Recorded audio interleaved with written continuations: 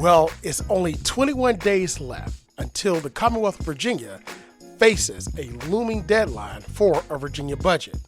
But they're still at a stalemate with a special session called on the 18th and 22nd for the General Assembly, both the House and the Senate.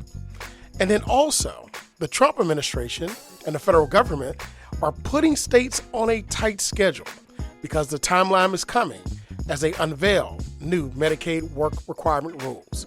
How does this impact us in the Commonwealth? And more importantly, how does this impact you at home? It's Stay the Water. I'm your host, Eric LaVille, and you're joining us as we take a look at the timeline, both the state budget and Medicaid work requirement rules. Once again, I want to thank you for joining us, as you always do, as we broadcast from the campus of the Norfolk State University, home of the Spartan Nation, from none other than WNSB, Hot 91, the soul of VA. Well, we hope that you're enjoying all that the summer has started to bring you. I think it's summer. Well, you know, the weather feels like it is it's going up and down and all the things. But we hope, once again, you're enjoying yourselves and enjoying your break, and once again, being safe. But, you know, with this time of the year coming and the new fiscal year coming our way very fast, one thing about the Commonwealth is that we have a budget every 2 years around this time. But right now, there seems to be a little stalemate there that we have, and it's called data centers. You know, right now, the General Assembly, of course, passed tons of bills, over 2,000 bills, but then the governor signed a certain amount and then vetoed some. And we're here finally at a point where there's one more aspect of the General Assembly left, and that is to pass a budget. According to the Center Square, Virginia budget talks faces a June deadline that some see where the June 30th fiscal deadline is looming and may cause some issues as we run into the special session. But according to this article by the Center Square, the House of Delegates is scheduled to reconvene on June 18th and Senate on June 22nd for the 2-year spending plan that is to be implemented by July 1st at the start of a new fiscal year. Now, very quickly, I just want to talk to us a little bit about how the budget works here in the Commonwealth. Now, every year there is a budget. Well, every year, you know, most states, they have a budget every year. And of course, federal government does as well. But in the Commonwealth, we have a budget every 2 years. So with that, we actually pass a budget in our General Assembly to fund pretty much everything that we do here in the Commonwealth for 2 years. Now, of course, in the short session or the year in which we don't pass the budget, we do have amendments to that budget. But for the most part, it is the time period, the 60-day session, where we pass our budget. Now, this year, lawmakers did not finalize a budget during the regular General Assembly session or an earlier session during the spring. As a matter of fact, Governor Spanberger on last week, Monday, released an updated revenue forecast projecting an additional $1.5 billion in general fund revenue through fiscal year 2028. Now, once again, the governor just got in the office, and of course, we're looking at that new, a lot of those revenues, of course, on the time of Youngkin's administration, and of course, the General Assembly during that time, which the last part of it, the last 2 years, was Democratic. So they worked very well together in order to get things passed, budget passed. Of course, you got legislation that's going to favor one side or the other, but at the end of the day, it's all about the money. Follow the money, right?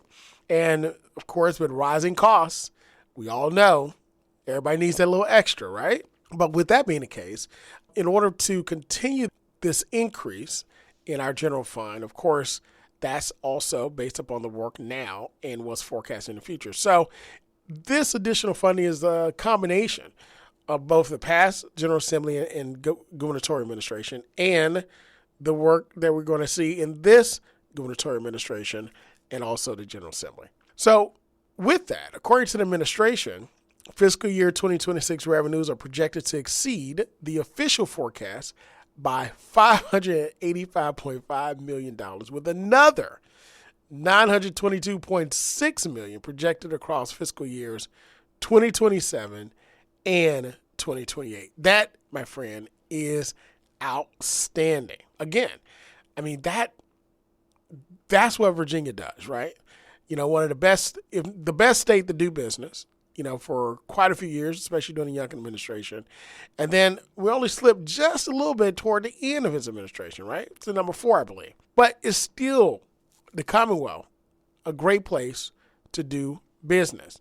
And of course, if we continue on a bipartisan effort in order to provide industries the opportunity to grow here with providing people with living wages with not minimum wage, all right? Living wages, so you can actually live, all right? You can't live off minimum wage. That's why they call it minimum. But with industries that will grow and provide living wages to people to live and invest and save, then we'll continue to lead the way. But that's the only way it's going to happen. It's not happening by giving tax cuts upon tax cuts, because how much can you cut until there's any left for investment or for the workers? But I digress. Now, as we see here, negotiations thus far, of course, we know includes disagreements surrounding the state's sales and use tax exemption for data centers. Now, this exemption, approved in 2008 and authorized through 2035, all right, that's a very long time, is estimated to reduce state revenue between $1.6 billion and $1.9 billion annually, according to state budget analyses. Now, again, these aren't numbers. The numbers don't lie. So state budget analysis, that is nonpartisan. All right. If I have a $10 bill and I take half, that's $5.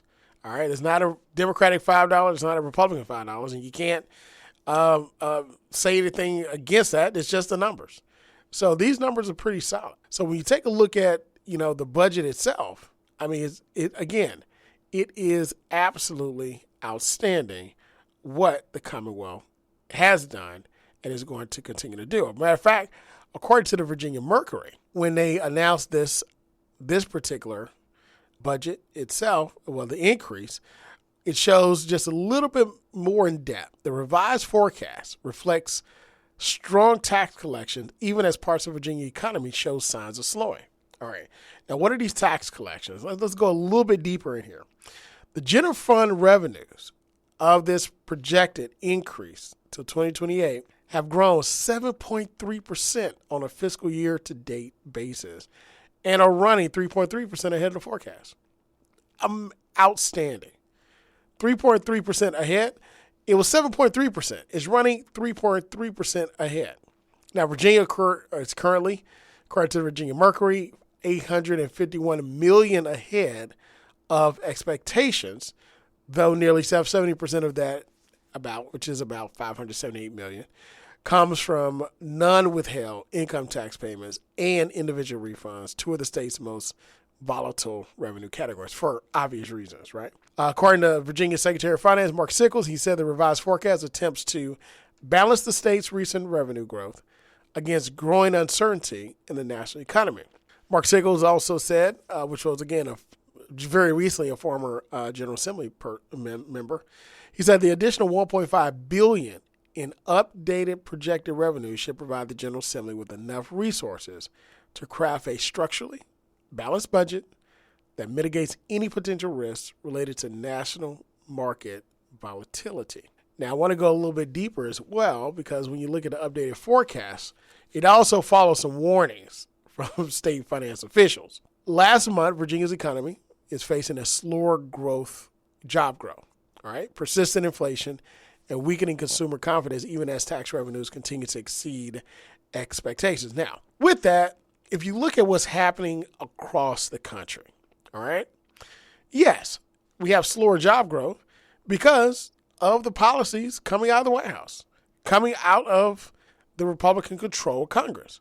That's why you have slower job growth. You have slower job growth because of cuts to government programs. DOGE. Also, eliminated tons and tons of great jobs and funding. Agencies were cut, the whole nine, right? No rhyme or reason. Tariffs that were placed upon every country with goods coming in. Of course, that caused prices to rise and rise the cost of living.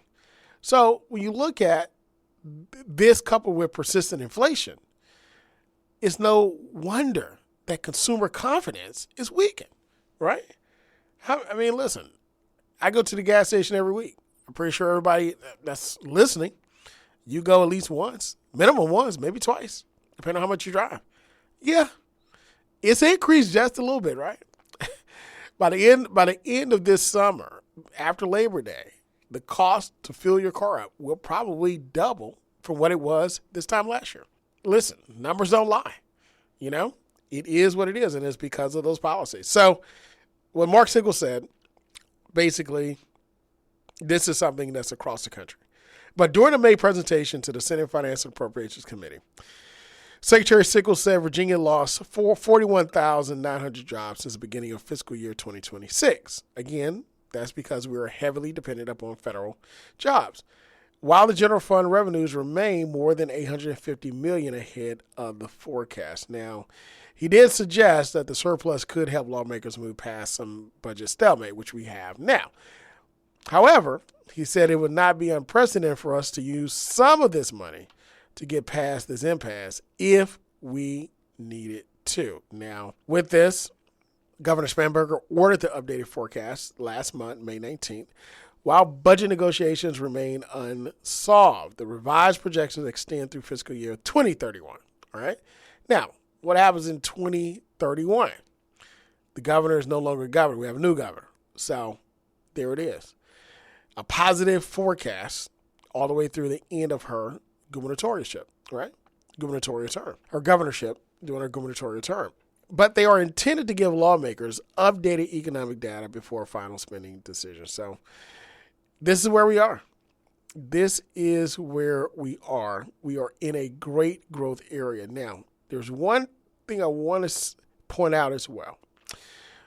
The stronger revenue forecasts here could give negotiations additional flexibility on spending priorities such as education, transportation, healthcare, and state employee compensation, right? But there is caution there because economic risks still remain. And why is that? Because of the volatility in the national economy. So once again, especially for Hampton Roads in Northern Virginia, check this out. Our federal workforce reductions continue weighing heavily on those two regions. Right here in Hampton Roads, where we're heavily dependent upon the military for obvious reasons, and Northern Virginia heavily dependent upon civil service from the federal government. So with that, both of which they have large concentrations of federal employees and also contractors. We cannot leave the contractors out. So with that, there is some instability in financial markets as well, and international tensions such as the war in Iran. So all of these things can play are playing, not can, but are playing a major part in the budget negotiations moving forward. Now, of course, Senate Finance and Appropriations Committee Chairwoman Louise Lucas, Senator, President Pro Tem out of Portsmouth, NSU alum, says the rapidly growing data center industry places increasing demands on Virginia's electric grid, water infrastructure, while generating relatively few permanent jobs compared to the size of the tax incentive. And of course, now this is the stalemate. It's all over the data centers. Again, 1.6, 1.9 billion in tax incentives, right? But the governor and the House Democrats have opposed ending those incentives early, saying it could discourage future investment and hurt Virginia's business climate. Now, with this being the case, we do know that, there is some other states that are waiting to get this because Virginia is data center capital of the world. We have more data centers here than anywhere else in the world, per capita, that is. Now, I want us to also, I would be remiss if I didn't mention the stock market. So the S&P 500, NASDAQ, Dow Jones, they're all hovering over all-time highs. even though national job reports have shown a loss. So with this, as they say, the rich get richer, right? No matter what. While it's getting worse for people on Main Street, Wall Street, they're seeing record gains. And that is the truth on that. So, it's very interesting, how things are, and you take a look at it. But with that being the case, I want to also kind of point out when I mentioned data centers, according to an article in the Business Insider that's entitled The Data Center Dilemma, this is how many data centers we have now. Of course, Loudoun County jumped on this opportunity a long time ago, when they started to look for revenue generating opportunities, and data centers were it. So they opened up the land, and there it is. But according to one developer, it's called the Regency. It's in Loudoun County. This is where you see how this impacts an area. This particular neighborhood is 143 homes in Loudoun County, Virginia, and is in the area that's famed, quote, Data Center Alley, unquote, which hosts, Loudoun County only, about 200 data centers, the highest concentration in the world. So these individuals say they're living in a community where neighbors also include massive servers powering the artificial intelligence boom, which is here. Artificial intelligence has taken the world by storm, and the country is racing, according to this article, to build infrastructure just to keep up. In places like Northern Virginia, some residents say it's dramatically encroaching on their lives. Not just their lives, but also power grids, water supply, and public health. So with that, when you look at a Gallup poll that's quoted in this article, it shows that 71% of Americans in a survey don't want a data center built where they live, while 53% said they would oppose the construction of a nearby nuclear power plant as well. So if you think about that, a person would rather have a nuclear power plant than a data center close to them. Very interesting. But there's a lot going on there.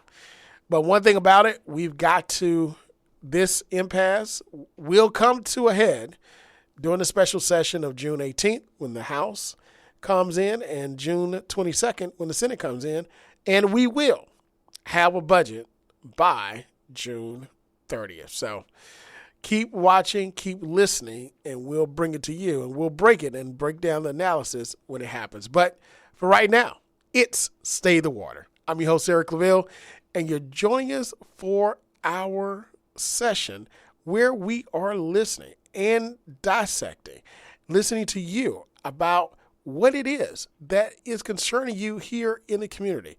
We need a budget. It's coming. But there's something else that's also affecting our lives every day, and that is the new Medicaid work requirements. According to the Virginia Mercury, states face a tight deadline as the feds unveil new Medicaid work requirement rules. So, according to the article, the federal government released new guidance just this week on how states should roll out the Medicaid work requirements that will affect healthcare coverage for millions of Americans. Now, according to this, the new interim rule issued by the Federal Centers for Medicare and Medicaid Services, of course, headed by the famous Dr. Oz, right? Remember he had a TV show? Now he is heading up a federal division. All right. So it's intended to give states more details on how they're supposed to verify the work status for more than 20 million adults enrolled in Medicaid. The public fund now, of course, Medicaid and Medicare are different. They both provide government health care services. However, Medicare is for everybody that puts it to the system that reaches a certain age. That's right, senior citizens, 65. Medicare kicks in. However, Medicaid are for those that cannot afford, if you're under 65, you can't really afford health care coverage, or you need some assistance because you don't make enough, right? Or you have some type of ailment and you become low income, or you are low income and you need assistance there. So that's the difference between the two. Now, let's take a look at these new details for these work requirements. So on January 1st, 2027, the deadline to put the new work requirements in place, they have requested more clarity from the feds on how they're supposed to implement this.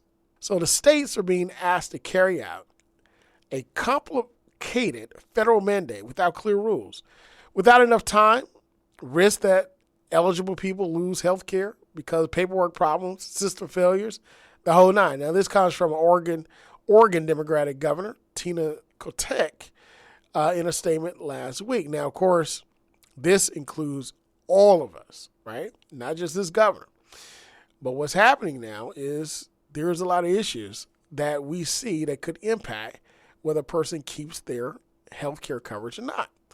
So this particular governor is leading a 6-state coalition of Democratic governors asking the Trump administration to slow the rollout of the new work requirements, calling the timeline simply unworkable. Now, Congress, they built a new framework into last year's Big Beautiful Bill Act.